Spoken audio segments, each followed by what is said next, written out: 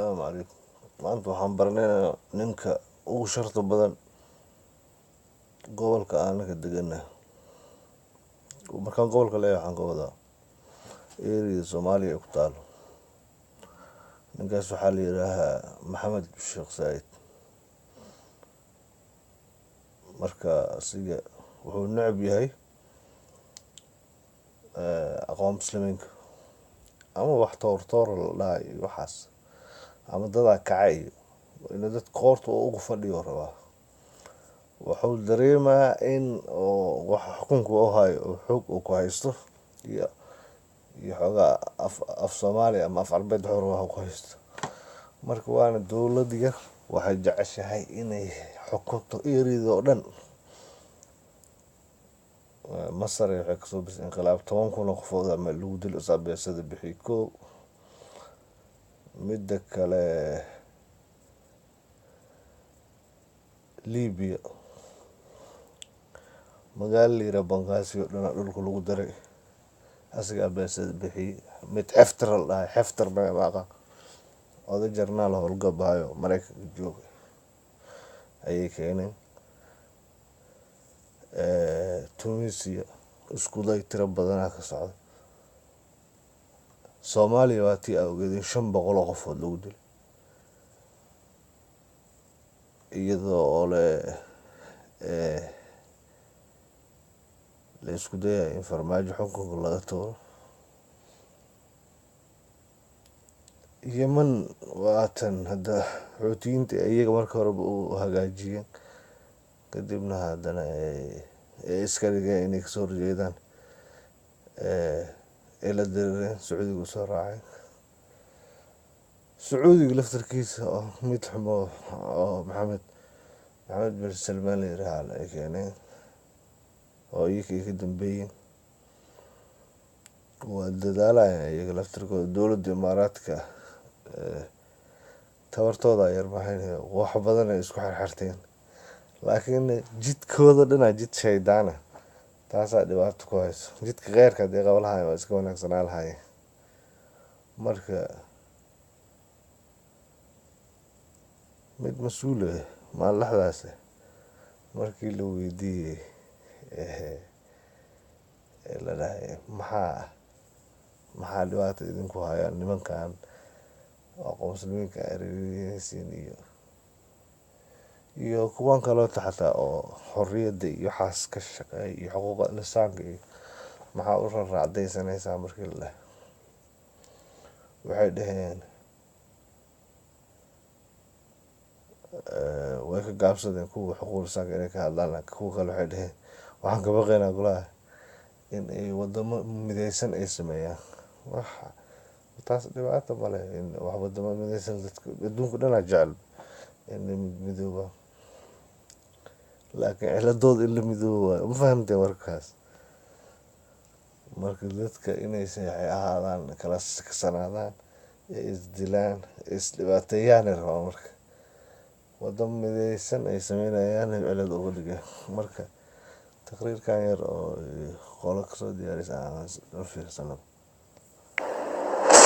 الانقلابات والاغتيالات وشراء الذمم والمؤامرات هي الأدوات التي تستخدمها الإمارات العربية المتحدة لتحقيق رؤيتها.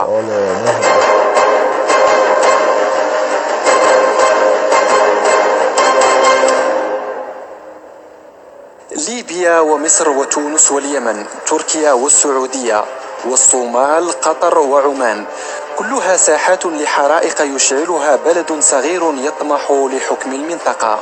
نذرت الإمارات كل طاقتها لوأد ثورات الربيع العربي التي اعتقدت أبو ظبي أنها ستكون حجر عثرة في وجه مشروعها التوسعي. في مصر أغدقت الإمارات على الإعلام المعادي للثورة ومهدت لحملة الإطاحة بالرئيس محمد مرسي من خلال تمويل حركة تمرد، ودعمت انقلاب السيسي سياسيا وماليا. هذه المساعدات لم تمر بلا ثمن، فقد انتشرت تقارير بأن الإمارات اشترت من مصر جزيرة الوراق واستحوذت موانئ دبي العالمية على ميناء عين السخنة أهم موانئ قناة السويس. في ليبيا دعمت الجنرال خليفة حفتر المتحالف مع بقايا نظام القذافي، واستخدمت المرتزقة للقتال مع قواته التي تزودها الإمارات بالسلاح رغم الحظر الدولي على توريد الأسلحة إلى ليبيا، وشاركت بقصف مواقع لخصوم حفتر في بنغازي وطرابلس. كما عمدت إلى تقديم ريشا لمبعوث الأمم المتحدة السابق إلى ليبيا برناردينو ليون للتأثير على المسار السياسي هناك. في طرابلس اعتقل عام 2015 ضابط مخابرات إماراتي دخل متخفيا في زي رجل أعمال. سعت الإمارات للتدخل في تونس وعملت بكل قوة لإسقاط الحكومة المنتخبة عام 2013. في اليمن ألغت حكومة ما بعد الثورة اتفاقية تطوير ميناء عدن مع الإمارات، حيث لم تقم بتطوير الميناء بل أضعفت نشاطه، لتعود إلى اليمن من خلال التحالف العربي وتسيطر على الشواطئ القريبة من مضيق باب المندب وحولتها لقواعد عسكرية مغلقة، واستولت بالقوة على كل موانئ اليمن ما عدا الحديدة. وضربت الإمارات معسكراتها وسجونها السرية في البر، ونشرت ميليشياتها على أرض اليمن، ورفعت علمها فوق سده التاريخي سد مأرب. أما سد زايد سد مأرب هنا اليوم بيرفع العلم عليه إن شاء الله. خليجيا كشفت السلطات العمانية أكثر من شبكة تجسس إماراتية قالت إنها تعمل لقلب نظام الحكم في مسقط على مدى السنوات الماضية.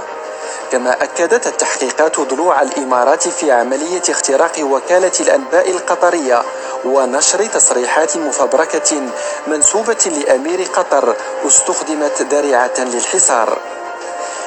ونظرا للمكانة الاستراتيجية للسعودية في المنطقة، فقد حرصت الإمارات على التأثير في قرارها، مستفيدة من رغبة محمد بن سلمان في الحصول على موافقة الولايات المتحدة لاعتلاء العرش وإزاحة خصومه.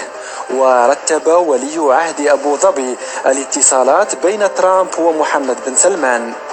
وقد كشفت أزمة حصار قطر ارتهان القرار السياسي السعودي لأجندة أبو ظبي.